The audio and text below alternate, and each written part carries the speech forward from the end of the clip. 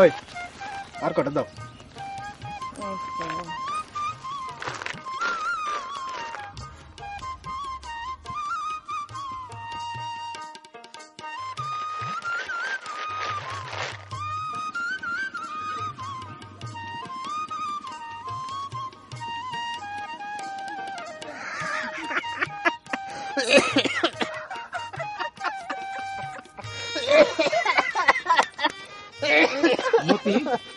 আমারে দেখে হাসি দিলা কেন?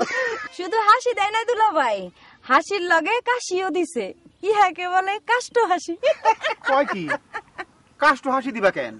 দুলা ভাই শোনেন, মকদ্দমায় হারলে আরু পার্টিরে বিজয়ী পার্টি কাষ্ট হাসি উপহার দেয়, এটাই নিয়ম। কিন্তু তোমার লগে তো আমার মামলা মোকদ্দমা নাই রে ভাই। আছে আছে, আরে পাশাপাশি জমি, একত্রে কাজ করবেন। আমি আমার ফলন বাম্পার। হ্যাঁ, সব সময় বেজার।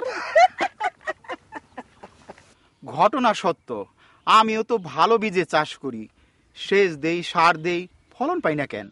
কেমনে পারবেন? আপনার তো বুদ্ধি নাই। ভালো ফলনের জন্য বুদ্ধি থাকা চাই। গাধার মতো খাটে, সার দেন বস্তা বস্তা, কিন্তু ফলনে দুরবস্থা। কৃষি পাইছে কারণ তো বুঝি না। উপসহকারী কৃষি আফা। বুঝি না না বলেন, খুঁজি না।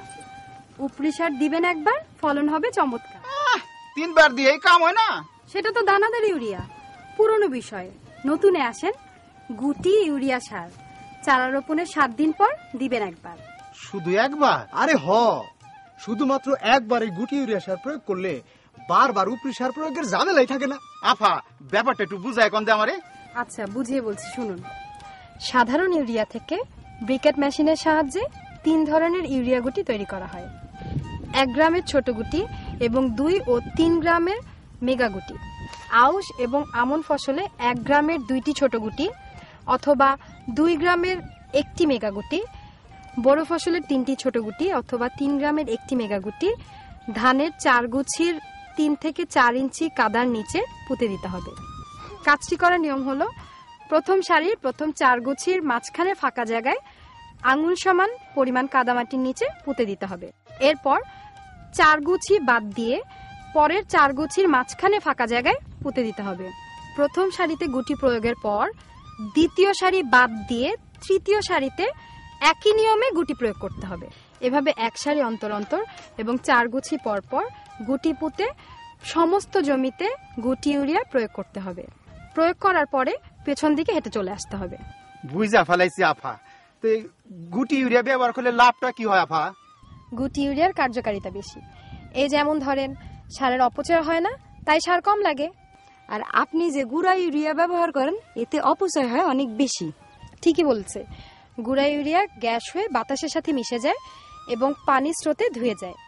এইভাবে শতকরা 70% অপচয় হতে পারে। কাদামাটির নিচে থেকে গুটি ইউরিয়া ধানকে সবসময় এবং সমানভাবে খাদ্য দেয়। আরেকটি কথা, গুটি ইউরিয়া প্রয়োগের 30 দিনের মধ্যে সেই জমিতে আর নামা যাবে না। আর যদি নামতেই হয়, তাহলে যে স্থানে পা রেখে গুটি প্রয়োগ করা হয়েছিল ঠিক সেই স্থানেই পা রাখতে হবে। আপনারা বুঝতে পারছেন? আপনি বুঝছেন? আফা, বুঝছি। আমি তো আগেই বুঝছি, তাই তো আমি গুটি ইউরিয়া সার ব্যবহার করি। এখন দুলা ভাই বুঝলেই কাম। বুঝছি। এখন থেকে আমি গুটি ইউরিয়া ব্যবহার করব আফা। তাহলে আমি যাই এখন, আমার কাজ আছে। আসসালামু আলাইকুম আফা। জি, আসসালামু আলাইকুম আপা। আয় মতি, জি আমি যাই। তুই আমার উপকারী করছস। যাই রে ভাই, জি যাই। জি দুলা ভাই, আসসালামু আলাইকুম। চল রে জরিনা, কামে নামি।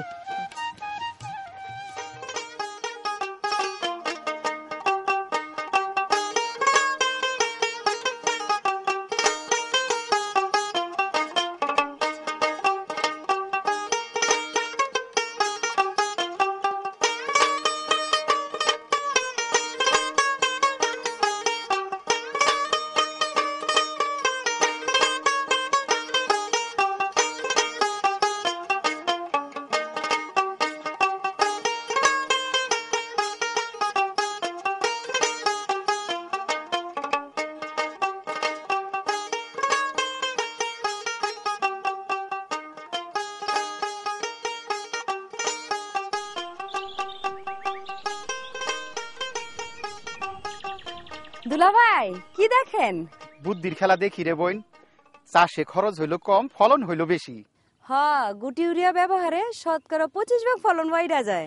শুধু তাই না, আলু, বাঁধাকপি, টমেটো এবং বেগুন চাষেও গুটি ইউরিয়া ব্যবহার করে লাভজনক ফলাফল পাওয়া গেছে। এই জন্য তো গুটি ইউরিয়াই ব্যবহার করা দরকার। নিশ্চয়ই দরকার, কারণ গুড়ায় হয় অপচয়, ফলন কমে যায়, গুটি ইউরিয়া ব্যবহারে অধিক ফলন পায়।